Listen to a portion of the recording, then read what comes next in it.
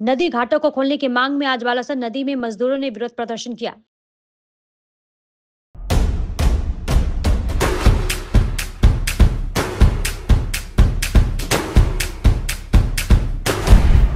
Stay tuned.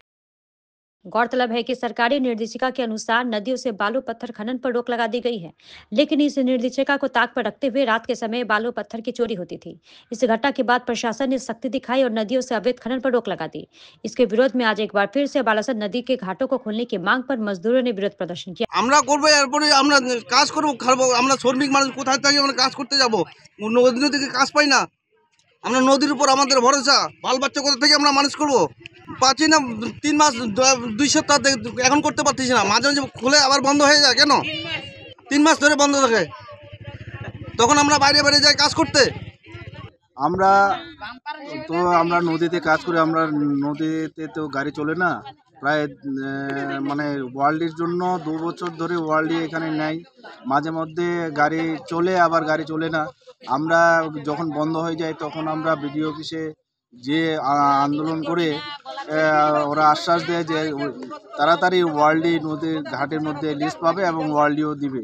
কিন্তু দেখা গেল যে আমরা এই মুহূর্তে ওয়ার্ল্ডেও নাই এবং ঘাট বন্ধ হয়ে গেল। আমরা এটা নিয়ে জানি না যে কি সরকার পদক্ষেপ নিচ্ছে। রাজ্য সরকারের কাছে আমরা অনুরোধ করছি যে তাড়াতাড়ি আমাদের এই বালাসন নদীর ওয়ার্ল্ডে লিস্ট করে দেব এবং গাড়ি ঘোড়া চলুক। আমরা যেন এই পাথর তুলে জীবন জীবিকা ভালোভাবে করতে পারি এবং ছেলে মেয়েদেরকে লেখাপড়া করতে পারি এবং আমাদের যে বন্ধন স্কেচ আছে সেগুলো যেন আমরা এই কাজ করে পরিশোধ করতে পারি। যেন বন্ধন অফিসাররা আসে আমাদেরকে না ধমকায়, অপমান না করে। সেই জন্য আমরা রাজ্য সরকারের কাছে অনুরোধ করছি যে আমাদের এই বালাসন নদীর ওয়ার্ল্ডটি যেন তাড়াতাড়ি দেয়।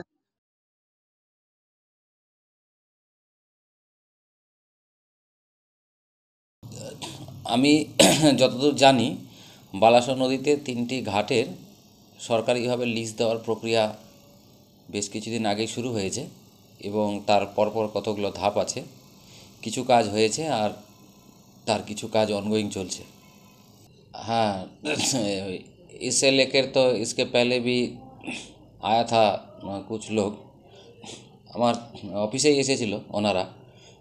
কিছু এরকম শ্রমিক যারা কাজ করে বা যারা গাড়িতে কাজ করে এরকম তাদের জন্য আমরা ডিস্ট্রিক্টে জানিয়েছি আমার যথাসাধ্য আমার দিক থেকে যতটা সম্ভব এবং ডিস্ট্রিক্টের ল্যান্ড ডিপার্টমেন্টেও জানানো হয়েছে যে যত তাড়াতাড়ি এই অথরাইজ ঘাটটা হয়ে যায় ততই এখানকার মানুষের জন্য সুবিধা হবে আর কি।